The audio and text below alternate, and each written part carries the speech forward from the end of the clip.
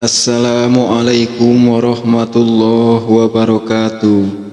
Segala puji bagi Allah Subhanahu wa ta'ala yang masih memberikan nikmat iman dan Islam.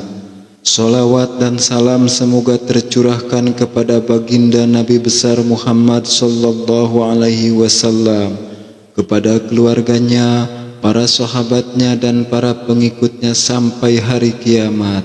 Amin ya rabbal alamin.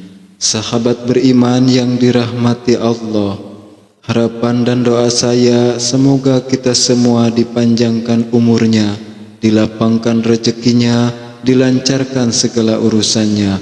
Amin ya rabbal alamin. Sahabat beriman yang dirahmati Allah, Al-Quran bukan hanya kitab suci, tapi juga petunjuk hidup bagi kita yang beriman, sumber pahala dan penyembuh hati. Dalam video kali ini kita akan membahas keutamaan luar biasa dari membaca Al-Quran dan mengapa kita tidak boleh jauh dari Al-Quran. Al-Quran sebagai kalamullah. Al-Quran adalah firman dari Allah Subhanahu wa ta'ala yang diturunkan kepada Nabi Muhammad sallallahu alaihi wasallam sebagai petunjuk hidup bagi umat manusia. Allah Subhanahu wa ta'ala berfirman dalam surat Al-Baqarah ayat 2. A'udzu billahi minasyaitonir rajim. Dzalikal kitabu la raiba fihi huda lil muttaqin. Kitab Al-Quran ini tidak ada keraguan padanya, petunjuk bagi mereka yang bertakwa. Membaca Al-Quran berarti kita sedang menyentuh dan menghidupkan firman Allah di dalam hati dan jiwa kita. Al-Quran adalah cahaya yang menerangi kegelapan hidup dan penenang di saat gundah. Selain itu, membaca Al-Quran berarti kita sedang mengumpulkan pahala. Rasulullah sallallahu alaihi wasallam bersabda, barang siapa membaca satu huruf dari kitabullah, maka baginya satu kebaikan, dan satu kebaikan dilipat gandakan menjadi 10. Aku tidak mengatakan bahwa alif lam mim satu huruf, tetapi alif satu huruf, lam satu huruf, dan mim satu huruf. Hadis riwayat Tirmizi. Renungkanlah, hanya dengan membaca satu huruf saja kita sudah mendapat 10 kebaikan. Lalu bagaimana jika kita membaca satu halaman, satu surah, bahkan satu juz setiap hari? Selain pahala berlimpah, membaca Al-Quran juga menjadi syafaat di hari kiamat. Rasulullah sallallahu alaihi wasallam bersabda, bacalah Al-Quran, karena sesungguhnya Al-Quran akan datang pada hari kiamat sebagai pemberi syafaat bagi para pembacanya. Hadis riwayat Muslim. Tidak hanya membaca, orang yang mempelajari dan mengajarkan Al-Quran termasuk golongan yang terbaik.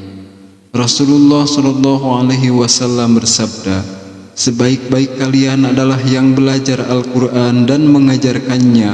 Hadis riwayat Bukhari. Untuk itu, tidak ada ruginya kita mengalokasikan waktu untuk memperbaiki bacaan, memahami makna, dan menyebarkan kebaikan dari ayat-ayat Al-Quran. Al-Quran bukan hanya menjadi bacaan spiritual, tapi juga wasilah untuk mengangkat derajat seseorang. Rasulullah sallallahu alaihi wasallam bersabda, sesungguhnya Allah mengangkat derajat suatu kaum dengan Al-Quran dan menghinakan yang lainnya karena meninggalkan Al-Quran. Hadis riwayat Muslim. Banyak para sahabat Nabi yang dulunya bukan siapa-siapa, tapi karena mereka dekat dengan Al-Quran, mereka menjadi seorang pemimpin, mujahid, dan orang-orang yang dimuliakan oleh Allah Subhanahu wa ta'ala. Sahabat beriman yang dirahmati Allah, meninggalkan Al-Quran adalah musibah besar. Rasulullah bahkan pernah mengadu kepada Allah sebagaimana disebutkan dalam surat Al-Furqan ayat 30. Ya Tuhanku, sesungguhnya kaumku telah menjadikan Al-Quran ini sesuatu yang ditinggalkan. Karena itu, meninggalkan bukan hanya tidak membaca, tapi juga tidak mengamalkan, tidak mempelajari, dan tidak mencintai Al-Quran. Untuk itu, semoga kita tidak termasuk golongan yang Rasulullah sebutkan tadi. Sahabat beriman yang dirahmati Allah, mari kita jadikan Al-Quran sebagai sahabat harian kita. Bacalah walau satu ayat, pahami maknanya, dan hidupkan dalam perilaku kita.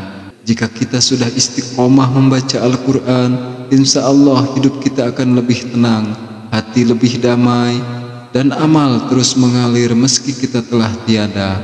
Untuk itu, ya Allah, jadikanlah kami termasuk hamba-hambamu yang mencintai Al-Quran, membaca dan mengamalkannya setiap hari, serta mendapatkan syafaat darinya di hari kiamat. Amin ya Rabbal Alamin. Terima kasih telah menyimak videonya. Jangan lupa untuk menekan like, komen, dan subscribe agar tidak ketinggalan video inspiratif selanjutnya.